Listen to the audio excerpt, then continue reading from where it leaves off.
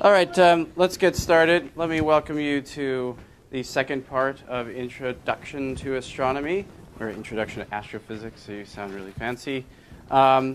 This is the second part of a two-part series, although we are very happy if you would like to take 7B and you haven't taken 7A, that's fine. As you'll see, I will introduce terminology that will be more familiar to those of you who have taken 7A.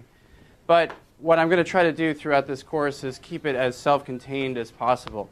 There will be times when it's sort of unavoidable that I'll bring up a topic from 7A, but rest assured you won't be tested on it. But if someone's freaking out that they haven't heard a term before, either ask me in class, and I'm happy to pause for a moment and discuss it, or go and research it on your own. Let's do a little bit of the logistics now, and then I'll sort of give you a broad course overview very quickly, some of the goals of the class, and then we'll get into the lecture material for today on relativity. So my name is Josh Bloom. Professor Bloom is what you could call me if you like. I prefer to be called Josh. Those of you that took 7A, what did Eugene have you call him? Okay, so you're comfortable with first name basis. Yeah, please be on a first name basis with me, like out of the bat. But I'll try to learn some of your names and try to get on a first name basis with you as well. My office is in Campbell. That's 527, and my office hours are from 3:30 to 4:30 on Tuesdays. If there's a significant conflict with that with everybody, then I'll be happy to change that. And of course, you can always arrange to meet with me if need be, because you can't make those that time.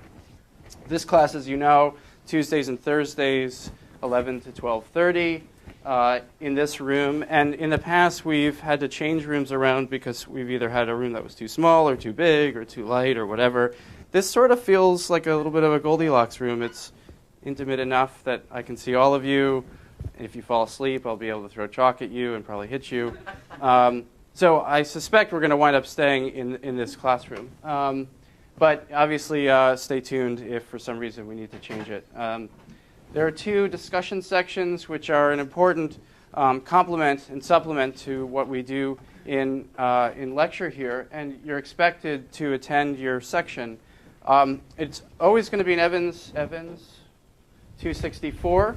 Lasts for 1 hour. And there's two times, section 101, taught by Yeok Young No, who's one of the GSIs, from noon to 1 on Mondays, and 102 from 10 to 11 a.m. on Fridays, taught by Jonathan Pover. Yeok Young is, I just saw her come in over there. Hello, one of our GSIs. Her email address is yno@astro.berkeley.edu, and Jonathan Pover is also in Campbell, and his email address is jpover@astro. Those of you that haven't picked up an organizational document, please do so. It has all this information in there. Stick a couple of these back. You can also just wait until the end of class to pick it up. Let's see. So let me briefly get this screen up, and then I'll push this over.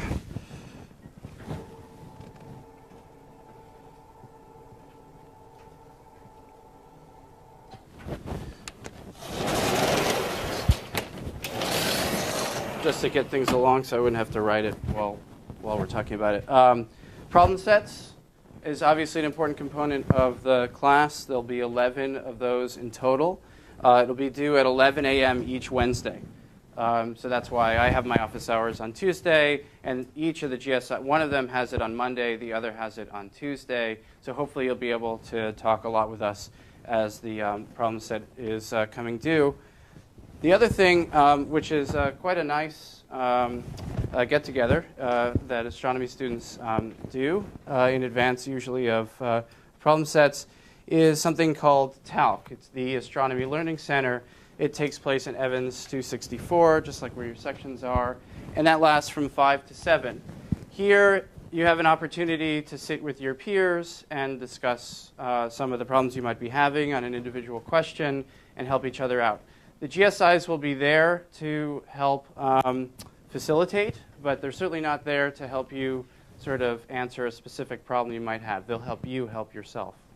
And I think for most of the undergraduate courses, this is something that most of the students feel is quite vital because you'll get to interact with your peers. One of the things we absolutely demand is that you have worked on and started this problem set before you show up. Too often it's kind of easy to show up not having even looked at it, and then you're playing catch up through this time. This is optional. You don't have to come to this, but we strongly encourage you to do so, and especially if you haven't taken 7A, I strongly encourage you to take part in that. Does anyone know of any significant conflict with this already? Okay, good. Excellent. Exams, there'll be 2 of them, midterms, February 15th, which is actually not too far away in time, kind of crazy. I think there'll be 8 lectures in advance of that, and then March 12th. So actually, just so you understand the breakdown of lectures, there'll be 8 lectures in advance of this first midterm, 8 in advance of this one, and I decided to do it before spring break. And then there'll be 10 lectures until the end of the course after that, so 8, 8, 10. The final exam, which counts for 33% of your overall grade, and the midterms each 15%, the final exam will test everything you've done in 7B, but it'll have a heavy bias to the last third of the class. So it's sort of in some ways a super midterm. It does last twice as long as the midterms, but we really do bias it to that last third of the class. Problem sets in total will equal 33% of your total grade, and you'll be also getting some points for your participation in discussion section. And towards the end of the class, we'll assign an extra credit project that obviously is optional. You can do it if you want, and it'll be worth no more than 4% of the grade, but typically it's sort of 1 to 2%. It helps if you're on a dividing line of a letter grade and you want to push yourself over. You can't get negative points on extra credit, which is good.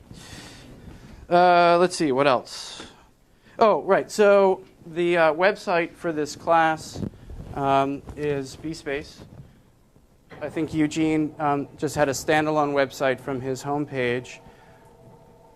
Those of you that are enrolled in this class will have hopefully already seen this site. And this is what you log in with your CalNet ID to BSpace. Has everyone done this already? Okay. You log in, you'll see this little tab up there, AY7B, and then there's a whole bunch of things on the left-hand side. The most important thing to look through, essentially starting now, are the resources. And there you'll see problem set handouts, you'll see problem set solutions. When we're getting close to a midterm, we'll have practice questions for the midterm there. And the other thing to check out is this wiki, which will be updated fairly regularly with the reading and the weekly topics. So if you have to be out for 1 week, you can try to catch up from there. Also, I should say within the resources, I'll be posting sort of periodically as we finish one of the major sections. So once we finish special relativity, for instance, I'll post all the lecture slides there. So we're going to try, even though it looks like I like to kill trees because we hand this stuff out, we're going to try not to hand out much in class. So if you really want something, you'll just be able to get a PDF of it. Let's see, what else do I want to say about the organization? Oh, yeah, the last thing is the calendar. One of the sections here, schedule, is the calendar within BSpace. And this has at least our most up-to-date idea of what we're going to wind up doing and when the due dates are, et cetera. So here you see you've got a midterm in February, and you don't have a problem set due the day after that, because that would be semi-evil. And then all the sections and stuff. If for some reason we have to postpone a section or cancel it or something, we'll do this here and we'll make an announcement through BSpace.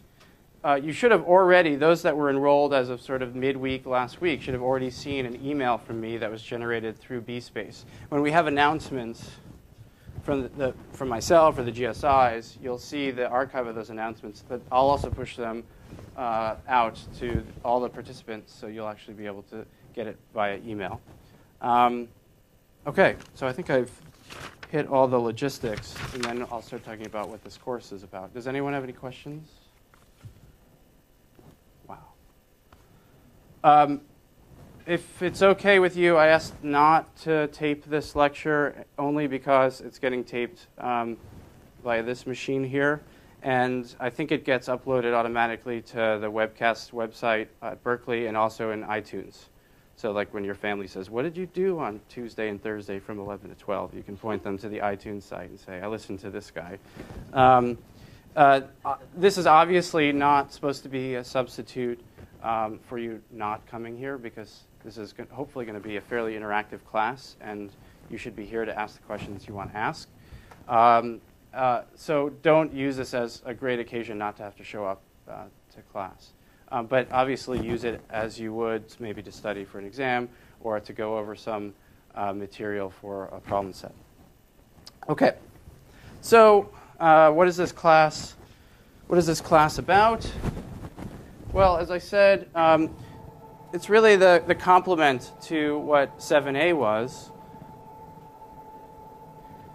And 7a plus 7b is really sort of the totality of what we in the astronomy department would like for you to have seen if you were going to be an astronomy major. I know I can draw a little yin-yang-y thing here. Here's 7a. Here's 7b. And the first equation in the class is 7b is equal to 1 minus 7a. Something like that. You probably will be tested on this. So, some things that are outside of this is like, why did the Big Bang happen?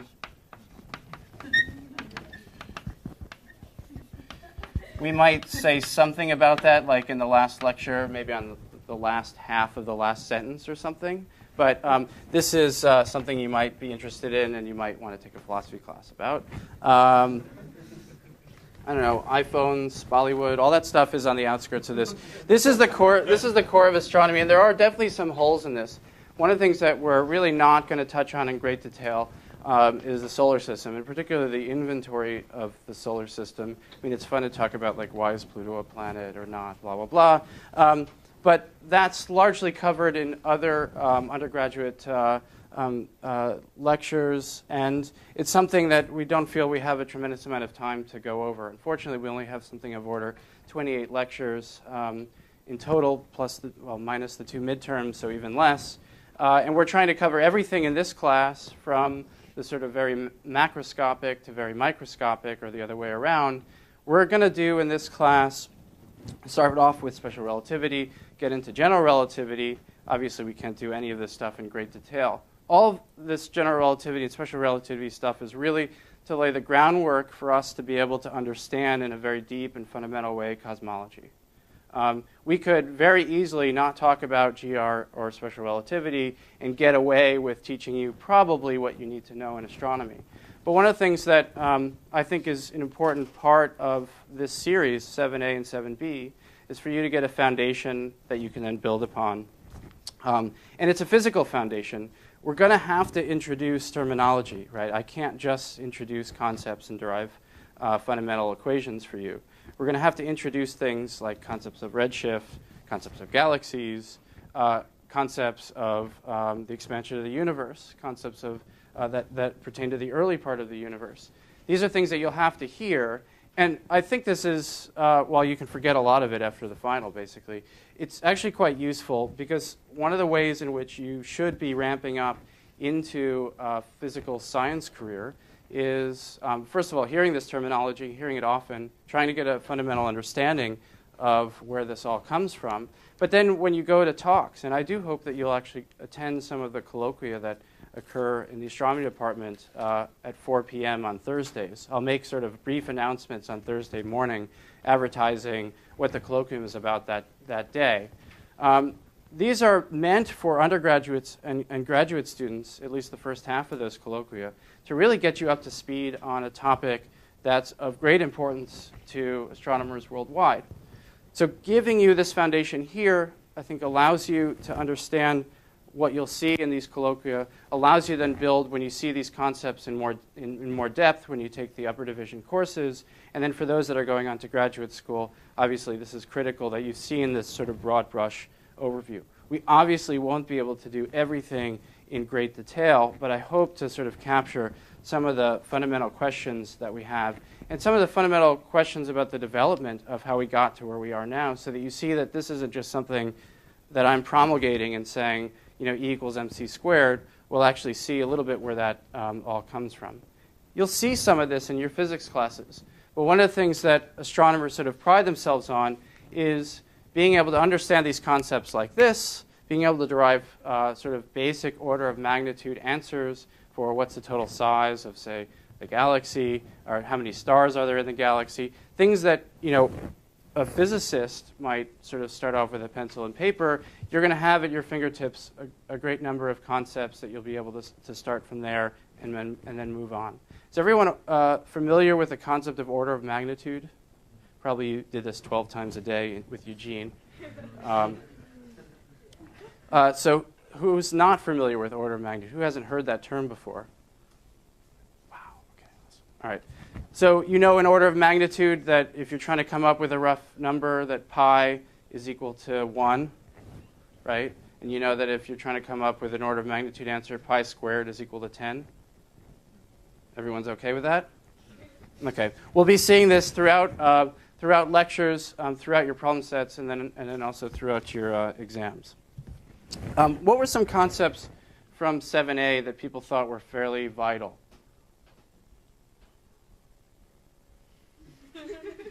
Yes. Orbital mechanics, okay.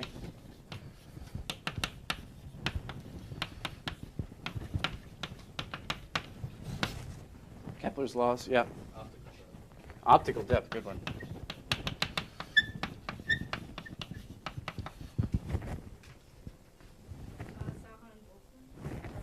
Okay, thermo stuff. Sahan-Boltzmann equation. What else? Yes. Okay.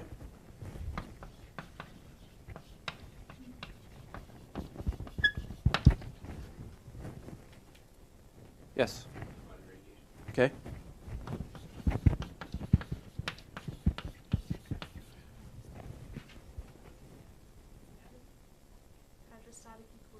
That's a good one.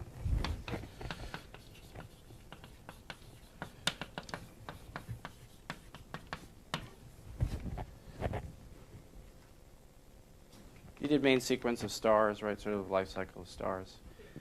So those that haven't taken 7a, you look at these concepts, and you probably haven't heard of most of these before. I encourage you to skim the relevant sections of 7a. And again, I'm going to be sort of touching on some of these topics. But if I need to use optical depth, I'll reintroduce the relevant equation. So don't completely freak out. But I'll be honest and say that those that haven't taken 7a, who take 7b in the past, have had sort of an extra sort of amount of ramp-up time that they've had to put in. It's a bit of extra work in the first couple of weeks. Good. I'll tell Eugene that you all remembered something. By the way, who hasn't taken 7a? Okay. Wow. Good. So you're in a big boat together. No, I certainly don't mean to scare you off, and we really are trying to make these two courses self-contained. But recognize that when you see these terms, I'll try not to sort of just assume that you know them, but recognize that these are terms that some of the people in the class are already familiar with. All right, so let's get into relativity. Are there any questions about sort of the overview of the class? I didn't tell you yet. Relativity, GR, is what we do in the first, say, 3 weeks of lecture. And then after that, we'll do some of the interesting physics in the solar system, which is actually related to GR. It's a very tenuous segue, but it works. And then after the midterm, we start talking about constituents of the Milky Way and use the Milky Way as sort of a prototype for our understanding of generic galaxies and understand different types of galaxies, how they're all related to each other, galaxy formation. And then we get into this concept called large-scale structure, understanding the population of galaxies and clusters of galaxies on the very biggest scales. And then in the last third of the class, we get into cosmology and all the ramifications of our understanding of the expanding universe. It tends to be, in sort of mathematics terms, tends to be very heavy on the math sort of in the first 3 or 4 weeks. and then it gets a little bit more into the qualitative stuff, although we try to stay true to the physics. And then in the last third, it's quite physics and math intensive for those that are interested. So relativity is, as I said at the beginning, sort of crucial for our understanding and our ability to really intuit some of the most important cosmological concepts, in particular the expanding universe and this concept of redshift. It also is quite relevant on solar system scales, and what's very exciting, of course, as a physical topic, is that it makes quantitative predictions which can actually be tested not just on solar system scales or cosmological scales, but also in the laboratory. And there's been some interesting results just in the last year of people essentially with desktop apparatus being able to test some of the basic tenets of general relativity. So it's quite relevant for our daily lives in many ways as astronomers. And one of the things that's so exciting about relativity is that it's a fairly new concept within physics and astronomy. It's only of order 100 years old, yet it is obviously one of the most fundamental aspects of how we understand the universe. So let me get a definition together. Relativity.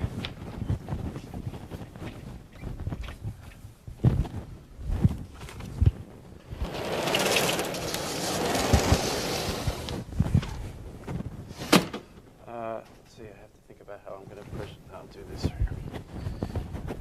Let me ask if there are any questions while I'm erasing the board. Yes? Where's it recording from? No, so they're actually doing, I believe they're doing screen capture. So everything that shows up on the screen will also be available. There is no, like, magical person sitting in the rafters, like, following me around. But it's just basically capturing audio. There's this thing called a wireless microphone. Do you want me to explain? All right, so relativity is the physics relating the measurement of one event in one system to the physics as seen of that event or a series of events by a different system.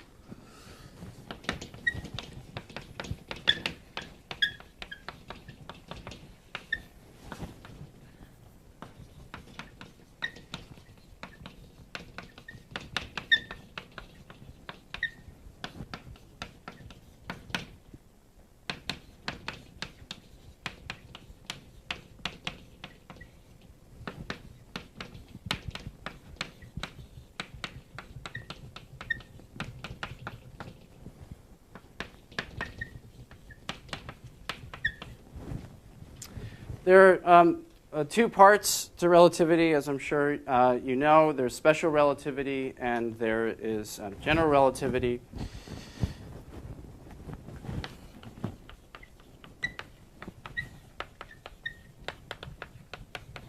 Sorry for the squeaky chalk. Special relativity, the original paper by Einstein was published in 1905. By the way, I posted today the English translation of this original paper if you're curious to go through and see how he explained it. And there are really two tenets. There are really two tenets of special relativity. One is that the laws of physics are the same in all inertial reference systems.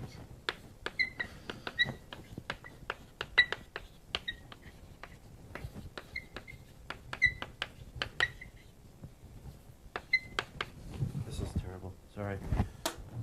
Unscrew.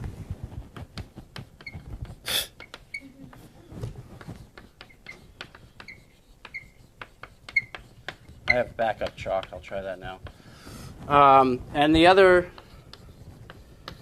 is that the speed of light is the same for all observers and is the fastest that information can propagate in the universe.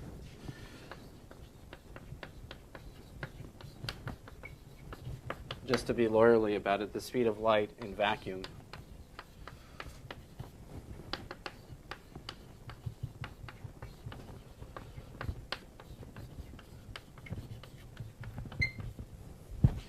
And fastest.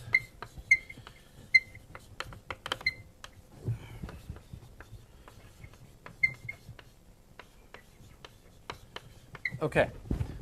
So who knows what an inertial reference system is? Who can tell me? A non-accelerating frame, that's right. There's a more lawyerly definition of it, but you basically have it. Yes, did you have a... Oh. Uh-huh. Right, so that's, if it's not accelerating, it's moving at a constant speed. That's good. Technically, it's a frame where Newton's first law is applicable and holds. Does anyone remember what Newton's first law is? Right. And if it's at rest, it stays at rest. Right. So all of these things are the same way of saying that you've got some system which basically you can't tell whether you're moving.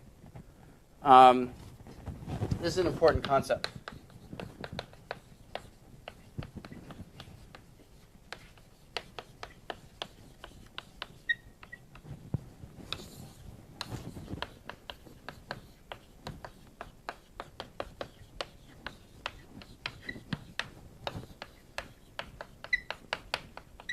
So it's non-accelerating frame, and likewise, it's also a non-rotating frame.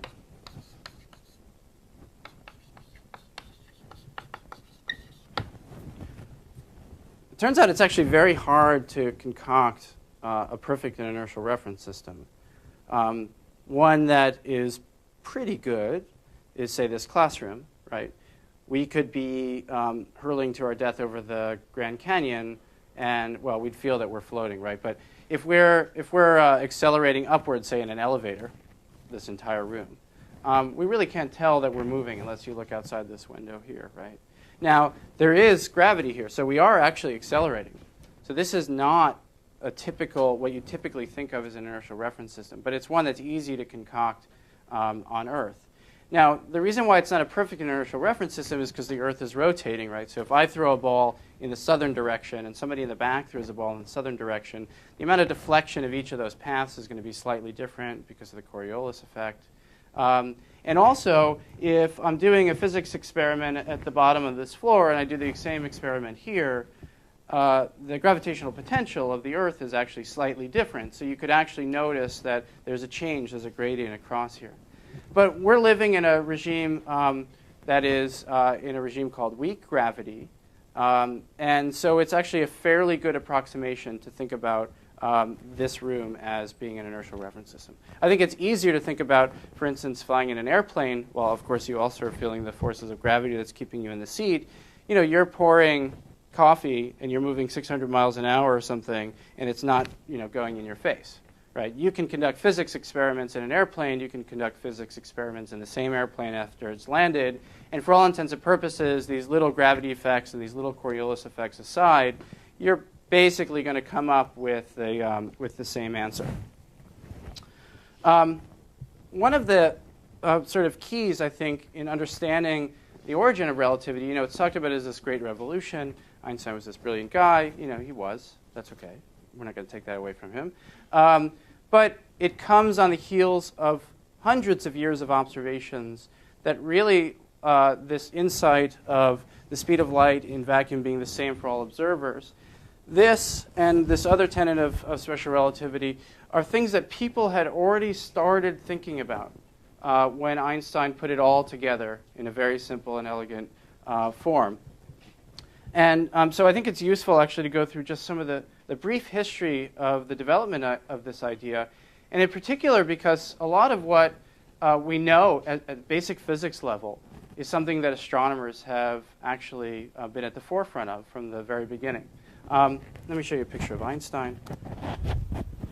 I think it's actually quite useful to recognize that while we generally think of Einstein as this old gray-haired guy, a lot of the work that he did, and in fact, a lot of the work that many of the theoretical physicists and astronomers did over the last 100 years were done when they were actually quite young. This is actually pretty close to a picture of him in age. I think he was in his late 20s, 30s. We think of him as sort of this old guy, but you know, most of his fundamental work happened when he was fairly young. So you only have a couple more years left to do all your most important work. Some people think of Einstein as this guy. Has anyone actually seen the Young Einstein movie? It's kind of a good cult movie. You should probably get it on Netflix. Let me do some of the history of the development.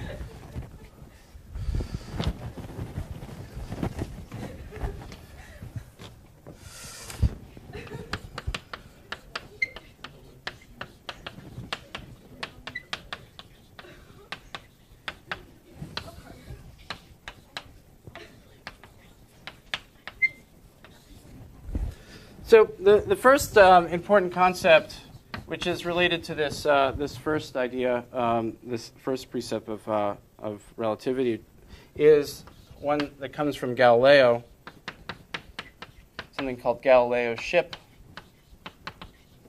and that's from 1632.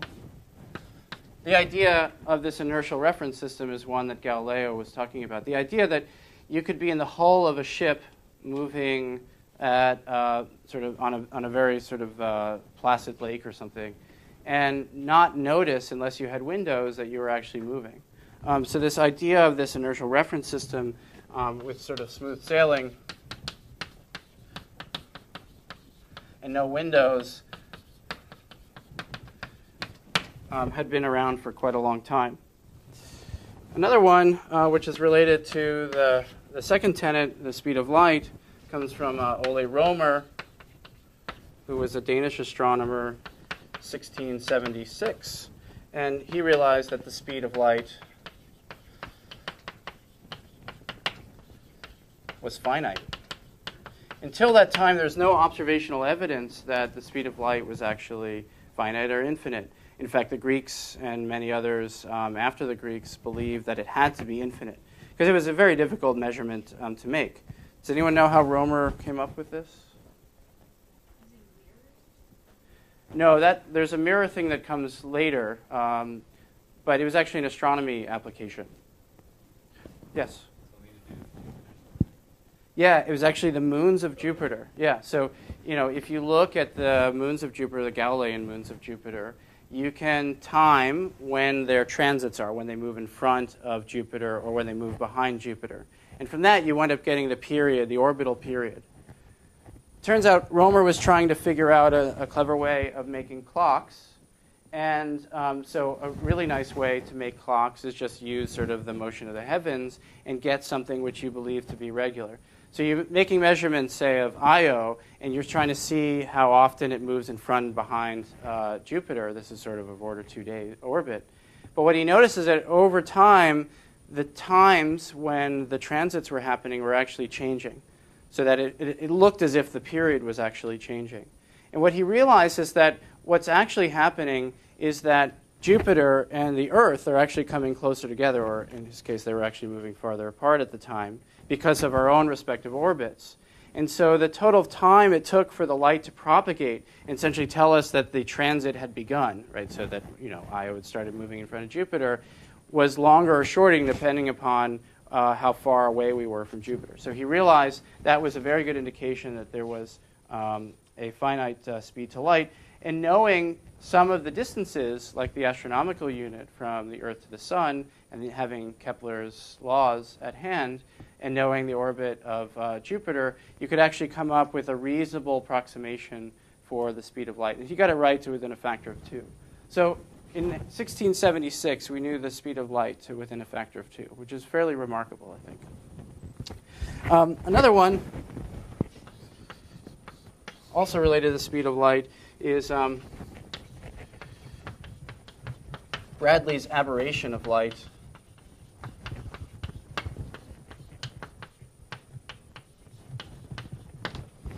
And this actually confirmed that it was a finite speed in a very different way. And it's actually quite a precise way of making a measurement of the speed of light. Does anyone know how this was made? Bradley was an astronomer. Bradley was looking for something called parallax, which is the apparent motion. I think some of you in 7A have probably seen this. The apparent motion of a nearby star relative to faraway stars, just because you're changing your vantage point, right? It's this typical thing where you hold your thumb out, you open and close your eye, and you can see that the location, the apparent location with respect to the background is actually changing. The Earth moves around in its orbit around the sun, and so for nearby stars, we have a different vantage point on that star at different times of the year. There was a very, very sort of big hunt on around this time. What did I say it was? Oh, 1725. To find a parallax to the nearest star. Turns out it's an incredibly hard measurement to make. And instead of finding parallax, Bradley found something else, which is called the aberration of light. I'll just go through some of the, I'll show you some pictures here. Here's a diagram in one of Romer's papers. Here's James Bradley. I think he was actually an older gentleman at the time, so this is fairly okay in terms of the age in his picture.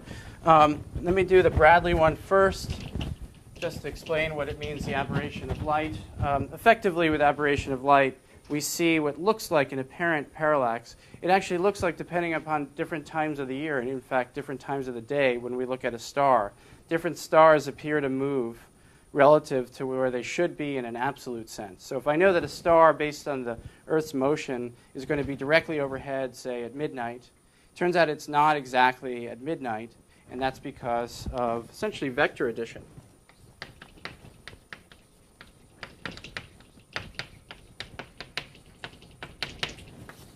So the way to think about this is that you've got some incoming starlight. It's moving with a velocity v equals c.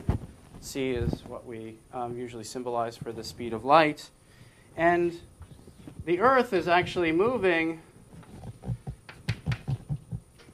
if you're looking straight up from the Earth, is actually moving relative to this incoming starlight. We'll call it VE.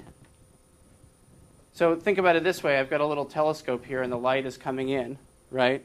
But I'm also moving with respect to that. Does anyone know, to sort of an order of magnitude, what the speed of the Earth is around the sun? 30 kilometers a second. Yeah, 30 kilometers a second. So if we're going to do it in MKS units, 30,000 meters per second. 30,000 meters a second. Okay, so how much is that in scientific notation? 3 times 10 to the 4 meters per second. C? Good, okay. 2.99, or yeah, we'll do order of magnitude. 3 times 10 to the 8 meters per second. And so if you want to do vector addition here,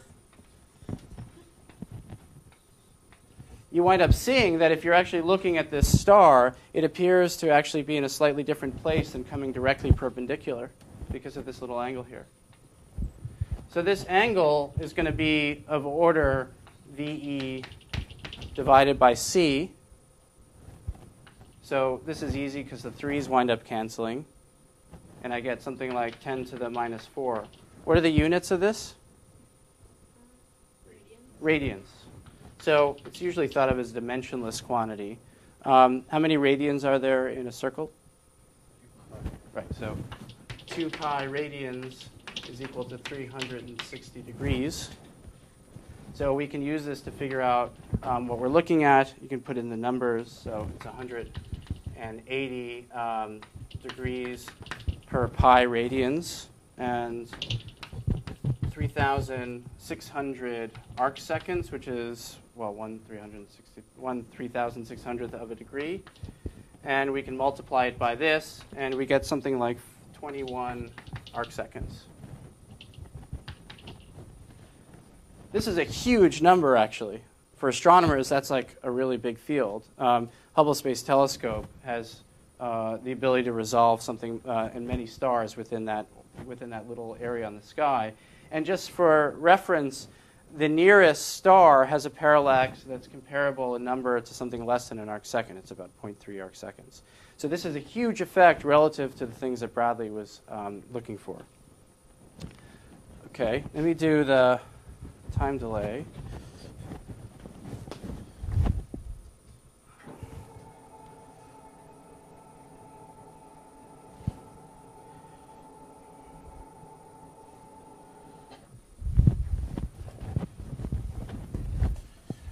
I should probably take this off. Let me do it over. Let me do it over. I run out of more. I'll do it here. Too many choices. Right. So the Romer time delay is this notion, and it's not something that you just have to do within the solar system. Obviously, if you have, say, a transiting exoplanet around a distant star, there's going to be some period of that planet moving around the star. But as the Earth actually moves around its own orbit over the course of 1 year, we're going to be closer and farther away from that star in different times of the year. So the sort of total time delay is going to be something that should just be a geometric one, given the finite speed of light. So if we have some sort of distant clock, right, and we're making measurements, say, of different transits, 1, 2, and 3, or something like that. Actually, it'd go the other way around. We're going to receive that information, and here is the motion. There's a symbol for the sun, by the way, this circle dot. And then we have the motion of the Earth, just a plus inside. And we'll just say that throughout the course of a year, here's our orbit. We're going to make measurements of this clock that's far away. So the important geometry to set up here is that we've got some angle off of this plane. Does anyone remember from 7a what the name of this plane is that the Earth moves around the sun? It's an orbital plane. That's a generic statement, but there's a special name for it's the ecliptic plane. So here we have the Earth moving around the sun in the ecliptic plane. Again, you don't have to know that. I'm never going to test you on it. Just sort of want to get some context and pull it in from 7a. And we have an angle B off of the ecliptic plane, right? So if this was in the ecliptic plane, this distant clock, the angle B would be 0. If it was directly perpendicular, it'd be 90 degrees. If I want to figure out what the time delay is here relative to here, say 6 months apart, I have a right angle right there. What's this distance between, or a typical distance between the Earth and the sun?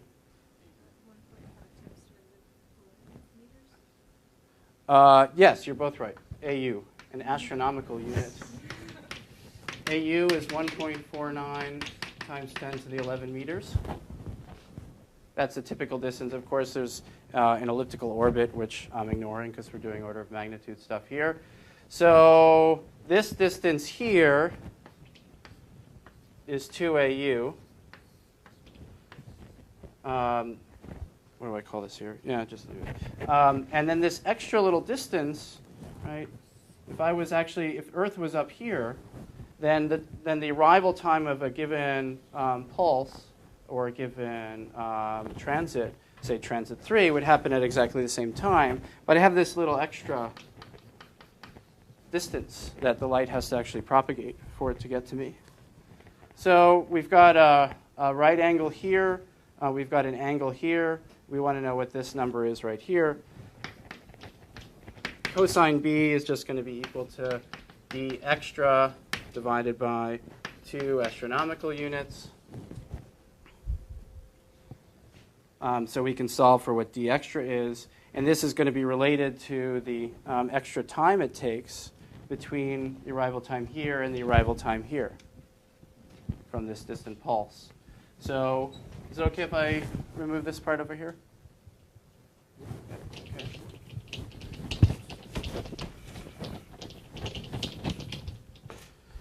So let's solve for d extra. D extra is just equal to 2 AU times cosine B. And I said this is also related to an extra amount of time. How do I relate time and distance when I'm talking about a finite speed of light? Distance is velocity times time. Thank you. So this is d is equal to c times t extra is equal to 2 AU cosine B. So this t extra is just going to wind up equaling 2 AU times cosine B divided by c. If I was actually making a measurement of, now as a function of time and as a function of delta time, or t extra, depending on where I am in my orbit, I'm going to wind up noticing that I'm either closer to or farther away from this system. Obviously, when I'm here, the extra time could actually be negative. And this is all sort of relative anyway. So I'll locate myself here. This must be location 3 up here because I'm farthest away. And then at these different null points here, I'm going to have 4 and position 2. So 4 and position 2. Everyone get this? Depending on where I am in my orbit, I'm either closer or farther away from that object. So the total amount of time it takes for this information to propagate is going to wind up being dependent upon where I am in my orbit relative to that system. So this amplitude here, because total t extra is going to be this length right here. This amplitude is just going to be half of that. So this amplitude, the sort of total order of magnitude that we're going to have to worry about, is something like 1 AU divided by c, and then there's this factor of cosine b. Let's figure out what 1 AU divided by c is. So 1 AU was said was, well, I'll call it 1.5 times 10 to the 11 meters. 3 times 10 to the 8 meters per second. So 15 divided by 3 is 5. And then there's an extra, well, it's actually 0.5 here, right, because it's not 15. So it's going to be something of order 500 seconds. That's a huge effect, right? For those that remember from 7a or have heard before this, this object or these objects called pulsars, these are very fast spinning, very dense, rotating neutron stars, and they act like astronomical clocks. Some of these things are spinning at sort of the millisecond rate. Some of them are at sort of the second rate. So if you're trying to actually see when these different clocks are ticking off, this is a huge effect over the course of 1 year. The Romer time delay is something that everybody has to deal with. And even now when they're studying the precise timing of extrasolar planets around distant suns, they have to take into account this Romer time delay.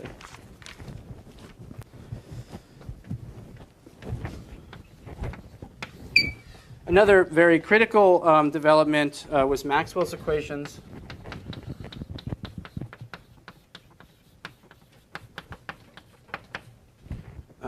1864.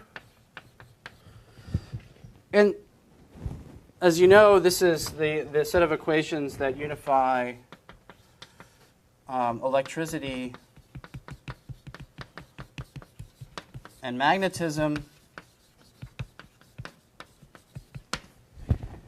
And in a mathematical sense, what Maxwell realized is that one needed a set of equations that had a constant of proportionality in there, and that number turned out to be c, or at least what was close to believed to be the speed of light at the time, and that was sort of remarkable. So it said something. There was something fundamental about the speed of light that related to electricity and magnetism. Remember, a changing magnetic field creates an electric field. A changing electric field changes a magnetic field. And those that have seen sort of the ways in which we try to teach you all about light is we think of it on one hand as the propagation of a wave. And so as this wave is creating a magnetic field, it's also generating an electric field. And as the electric field gets generated, the magnetic field gets generated in perpendicular directions. And the motion of this wave is perpendicular to both of those planes. Light is an electromagnetic wave. And the importance of this, not only is that the speed of light was also sort of this important connection just in terms of the overall numerical quantities between magnetic fields and electric fields. The important thing here is that light was decidedly a wave. And this is sort of where physicists went off on a bit of a tangent, or at least we might call it a wrong course. Because it was a wave, a natural assumption was that for something to propagate, for information to propagate, for a light to propagate, there had to be something for it to propagate in. If I throw a pebble into a pond, you get ripples that propagate out from where that pebble actually landed. But without water, without the medium of water, there would be no ripples. And likewise, if I clap my hands or I talk to you, you don't get to hear that unless there is air. Right? So the propagation of a wave in a medium was something that was very, very intuitive.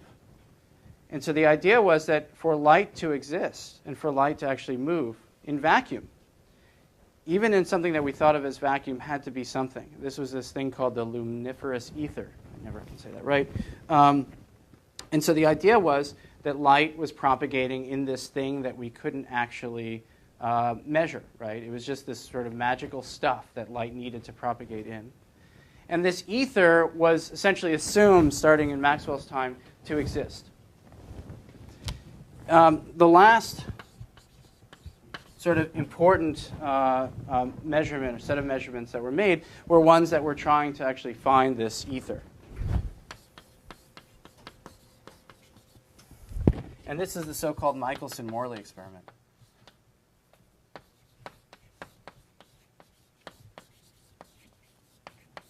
Morley experiment. And this was in 1887. And this is where the mirrors come in that you were noting earlier.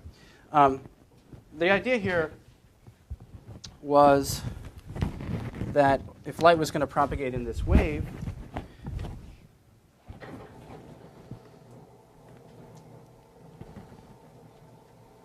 needed something to propagate in. And depending upon how the Earth was moving with respect to sort of the, you might call it the zero velocity of this ether, depending on how it was moving relative to that, light might propagate in a slightly different way, or at least at different speeds. And think about it this way. If you're swimming and you're good at swimming and you can swim at some sort of velocity in your own frame, basically, I can go like this fast. If I jump into a pool, I'm going to get from one side to the other at a certain fixed amount of time, right? I'm going to keep on doing this. Now, if it's not a pool, but it's actually a river, and I'm swimming across the stream, it's going to take me longer because I actually have to cover a longer distance. If I'm swimming upstream, it's going to take me a lot longer, downstream a lot less. The way to think about it is that the Earth is essentially moving with respect to, say, a static pool. And depending upon which direction we're moving, it's either going to be faster or slower through this. And the speed of light, the apparent speed of light, would actually be different. So Michelson-Morley set out to make this measurement. I think it's Michelson on the left and Morley on the right. No, Morley on the left, Michelson on the right. And they devised a very clever set of experiments, essentially on the tabletop, where they were making measurements with mirrors, and they were bouncing light off of mirrors, and they were trying to find a very, very finite change of the total length in one of the directions of the arms of these mirrors. So they basically had an arm going this way, an arm going this way, and they make measurements through interference patterns of exactly how long it took for light to propagate along these two different directions. And then they could reorient the apparatus and make a measurement again. And if there was a preferred direction, they'd be able to make that measurement. And they could also make that measurement throughout the course of a year. They did not find any appreciable difference in any of the directions. So this is, in very many ways, the experimental evidence that something is wrong, that something is not exactly right with this idea that the speed of light might actually be different depending upon which direction we're heading. This actually counteracted the idea that there was indeed even an ether. What's remarkable is, well, first of all, it's remarkable these guys won a Nobel Prize for a failed experiment in 1907. What's remarkable is that these guys, in their papers, said, well, the ether must exist, and our apparatus just has to be a little bit more sensitive, and then we would have definitely seen it. So you won a Nobel Prize not only for making a failed experiment, but also for incorrectly interpreting what your experiment actually meant. But for Einstein, this was fundamental. The idea that there was a finite speed of light, and that no matter how hard the best experimenters could try, they weren't able to find this preferred direction, led him to this really revolutionary insight, which is that perhaps the speed of light is finite and constant for any observer in any frame in vacuum. It's that sort of development and all these different ideas that led up to the basic precepts of special relativity and then to general relativity. So Michelson went on to become a fairly famous astronomer in his own right. In the 1920s, he made the first measurement of the size of a star other than the sun using basically the same technique. And it's a technique we use today called Michelson interferometry to make very precise measurements of objects that are quite far away. That was a measurement of Betelgeuse in the 1920s. All right. So the speed of light is constant for any observer. And the other thing that I've sort of stopped talking about, but I'll reintroduce here, is that we must also understand that information cannot propagate any faster than the speed of light. Things that move faster than the speed of light don't exist in nature, but concepts and sort of virtual objects actually do move faster than the speed of light. And this is something that you have available to you in your daily lives. One of the most obvious ones is the breaking of waves along a beach. The location of where the wave breaks can actually move faster than the speed of light. Do I want to erase this now? Yeah.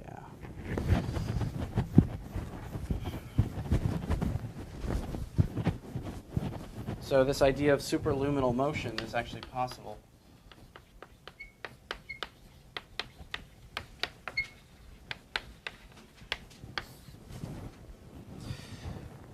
The idea here is that nothing like photons, which are our concept of light as particles and not as waves, bowling balls, information, nothing can move faster than c. But these sort of virtual objects actually can. And I said the location of a wave break along a beach. You can actually try to figure this out. So here's a beach. It's a very perfect shoreline. Here you're standing at the beach, and you're looking at the waves coming in. Here is where a wave is breaking right now. So the wave is going to be propagating with, say, v wave. And there's going to be an angle of this whole wave crest with respect to this shoreline. And what did I call it here? Call it theta. This break is obviously going to happen and move down this beach line at some speed, right? And what we want to know is at some fixed amount of distance farther down the beach, say distance d, what that delta time is going to be, because that would give us our apparent break time, or break speed. So this u break speed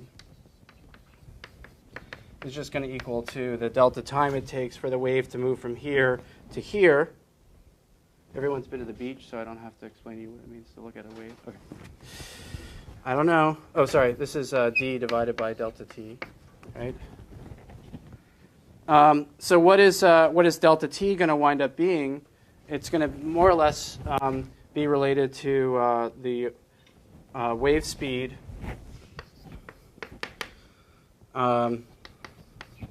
so sine theta times d, the wave. Right, so this is the total time it takes to propagate down, and we're just going to modify this total distance by sine theta. You just work out the geometry of that. Right angle. So if I put that right back in here, I wind up seeing that this u break is going to be equal to v wave divided by sine theta. Now, if sine theta is really small, we can approximate it as theta for very small angles, and that's something they're going to want to need. What's the sort of order of magnitude value for the propagation of a wave in water?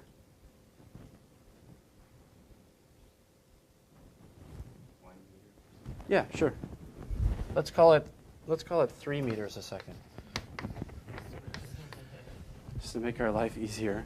So if we want this value to be greater than c, you can just solve for what you need this to be.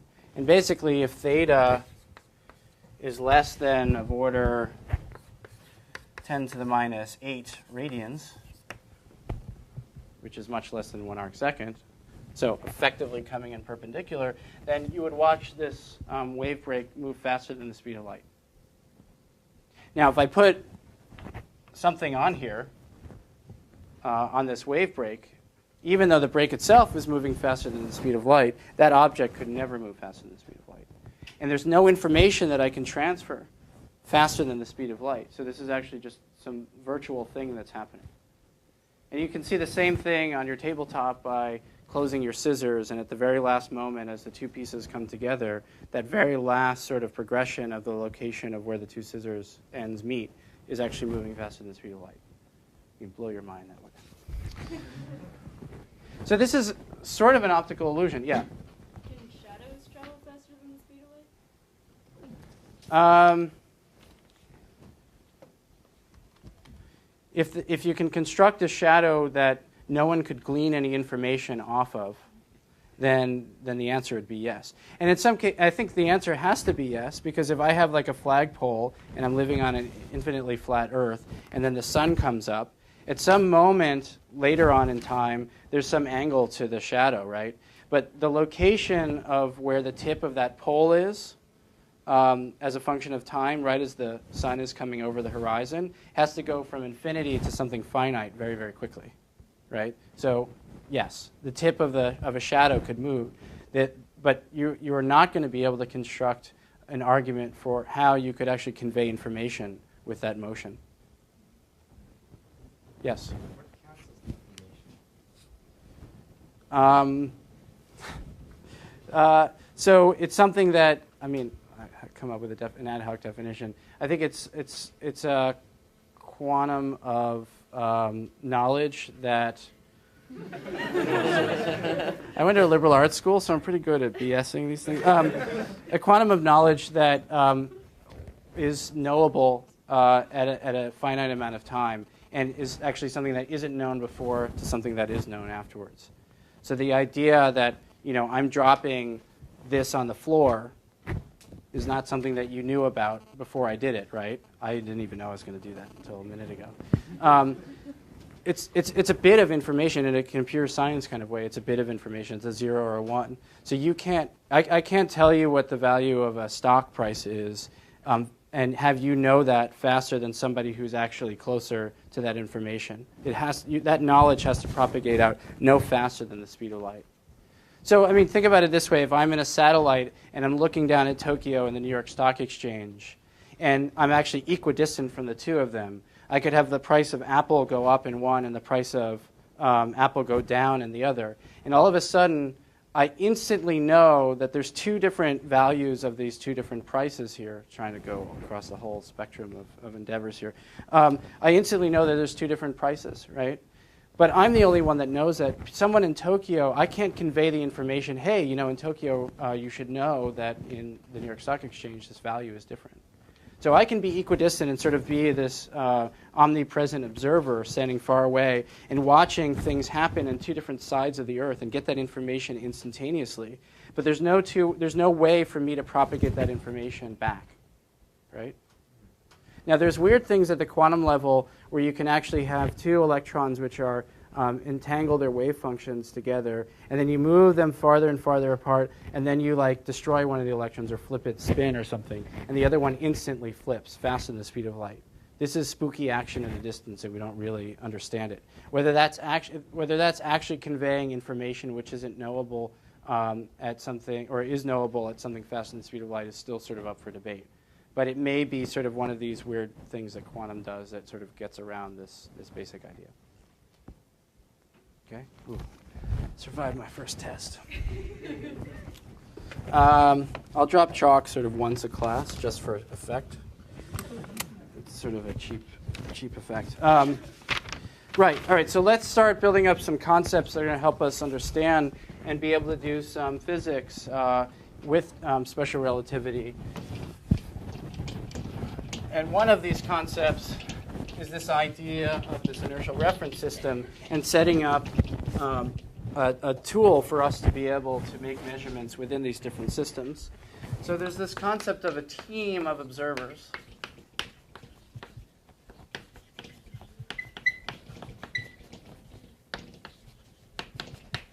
in an inertial reference system?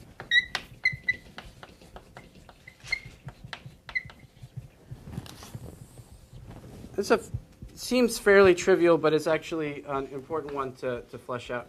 And the idea is that they have synchronized clocks. The way in which we're going to think of an inertial reference system is one that has essentially at every different point in this entire system an observer, which they have a notepad or they have an iPad, and they're willing to take measurements. And they know what X, Y, Z position they are within the system, and they have a clock, right?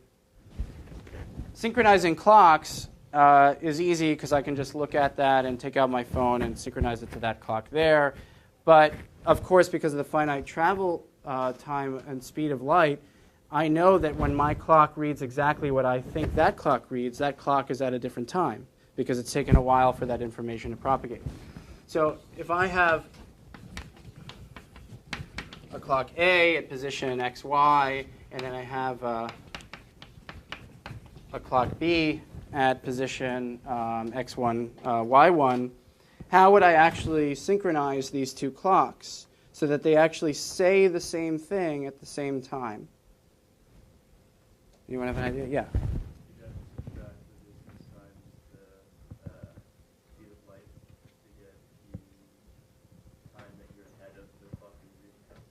Yeah, that's right. These two observers would have to say, okay, how far apart are we? And the way you can find out how far apart you are at inertial references, you can lay down a ruler.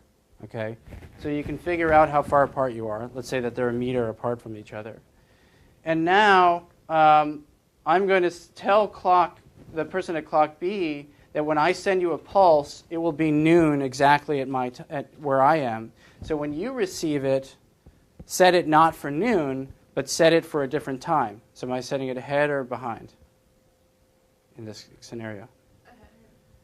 Ahead, right.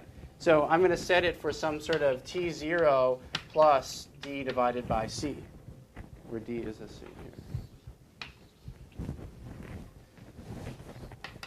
So this way, even though we might actually live on the other side of the solar system, we could all be part of the same inertial reference system and know that when, say, something passes by me, and I make a measurement of when that thing passed by the time it gets to you, I can then, after the fact, we can all get together in a coffee shop and say, what time did that thing pass by you, according to our synchronized set of clocks, right? So we know that we all are actually on the same time. And again, this doesn't make any bit of difference at all on the scale of where we are within this class. But on very large scales, it starts to matter a whole lot. And we just showed, obviously, on the scale of, say, the Earth's motion around the sun, we're talking about differences of order 500 seconds. So start making that smaller and smaller and smaller. Eventually, you won't be able to notice that. But on large scales, this actually matters a whole lot. So we think of ourselves as sort of teams of observers who make up these inertial reference systems, or teams of scientists who have these ability to make measurements. What we usually talk about when we're considering the physics of what happens in one frame as measured by another frame is we talk about two different sets of scientists. So we usually have what's called the S frame, and we have another frame, and we usually write this with the z-axis in this direction here, and the x-axis in this direction, and the y-axis in this direction. And here, in this frame, at every single point, or every single grid point in this frame, we can set up our team of scientists. And likewise, we can set up a different set of scientists that are living in what's called the S prime frame. And we'll say that the S prime frame is moving at velocity u in the x direction with respect to the S frame. And this frame has its own set of observers living in their own set of coordinates, z prime, x prime, and y prime. We might call this the moving frame. Now, does it matter at all whether we start talking about physics in S or S prime? Not really. I mean, we have to keep our primes straight when we start figuring out what happens in these different frames. But obviously, if I'm in the S prime frame, even though we're calling that the moving frame, I could just look at a set of observers in the S frame and say that that's moving and I'm not, by definition of what we mean when we say an inertial reference system. The other very important concept in being able to do physics in this frame is this idea of an event. So an event is something that happens at a place and time that everyone can agree to. This sounds sort of trivial, but it's actually interestingly semi-deep. If I clap my hand, and you all look at your watch when you saw me clap your hand, you're all going to come up with different answers, right? If I draw an X on the ground and I clap my hand, you're all going to agree, no matter what time you said that I clap my hand at the same location as there being an X on the ground. So, two cars passing by each other and actually, say, hitting each other, you would agree that the event of these cars hitting is something that everyone in every single frame is going to have to agree upon, right? Exactly when they hit may be actually different, as it turns out. Exactly where they hit may actually be different. But if I draw a red spot on the ground and these two cars hit each other right there, that is an event that everyone agrees to. Now, if two people clap their hands simultaneously, so I'm here and this other person's right here, and we agree at noon we're going to clap our hands, is that an event? Yes. Why is it an event? Because it's something that happened at a particular place in time. But it happened at a particular place in time as viewed by us in our own frame. It's actually two events. And in our frame, we would say, because we constructed it this way, that these two events happen simultaneously. But as what we'll wind up seeing is that somebody moving with respect to us will actually see the two events happen at different times. Okay? Now, this is a really important concept. If somebody is standing over there and I clap my hand here and this other person is over here and we're all standing along the x-axis, if I clap my hand and that person claps their hand simultaneously, how will that person over there see the ordering of events? Or even hear the ordering of events? Yeah, they hear me first, right? Because they hear the waves or they see the light propagating to them, and it gets to them first. And over here, it gets to them a little bit later because it's this extra little distance that light or sound had to travel. If that person says that, then they are not part of our reference system, even though they might just be standing there at rest with respect to us. The reason being is that when we think about the concept of observers in these reference systems, we have our clocks all simultaneously. We've worked it out ahead of time that our clocks are all synchronized. But we're not making measurements of things that are happening within our own frame as being an observer at a specific x, y, z, t location in that frame. The great thing about the way we think about these inertial reference systems, so you're not just one scientist, right? You're a team of scientists. So when I clap and this person claps, there's another person standing right next to me and another person standing right next to that person. And they're both writing down their lab books, somebody clapped at this x, y position and time, right? And then later on, they go to the coffee shop and they say, hey, that was a simultaneous measurement. So that person over there who made that measurement, even though they might be standing there at rest with respect to us, is not part of our elite set of observers, okay? That's an important concept. Yeah? Wait, so is it not an event for the person standing over there then? Regardless of where you're standing or what team of observers you belong to, that person would see two events. Clap, and everyone, no matter what, would have to say, that person clapped right there and that person clapped there. It's when the time happened that they might disagree upon, okay? Good. Any questions about that? Yes?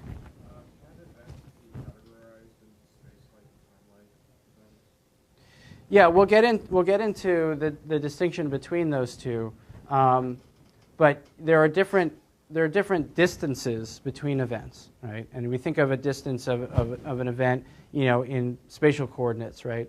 It's between here and there, and that's a few meters. But when you start thinking about the addition of time, you have to think about distance in terms of space and time. And there, the speed of light has to come in there. So we'll get to, I think, at the end of next lecture on Thursday, beginning of the lecture on Tuesday, this concept of different types of events and what it actually means. OK, so if I actually want to conduct an experiment in one of these frames, say the S frame, and I want to see what it looks like in the S prime frame, if I'm moving not very fast, I can appeal to the Galilean transformations, as they're called.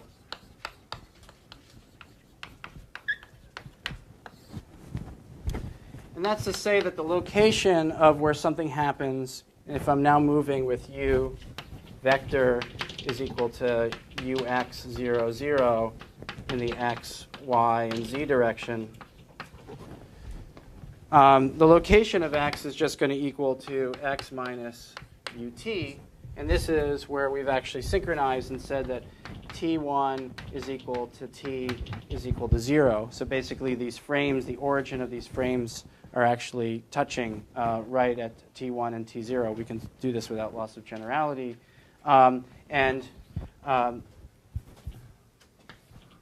S prime is moving in the positive x direction. So if I have something that happens at time t, say 1 second after I start both clocks and the two different systems pass each other, clearly in the S prime frame, the location of where that event's going to happen is going to be at negative x, right? This, by the way, could be positive or negative. We usually think of it as a positive number.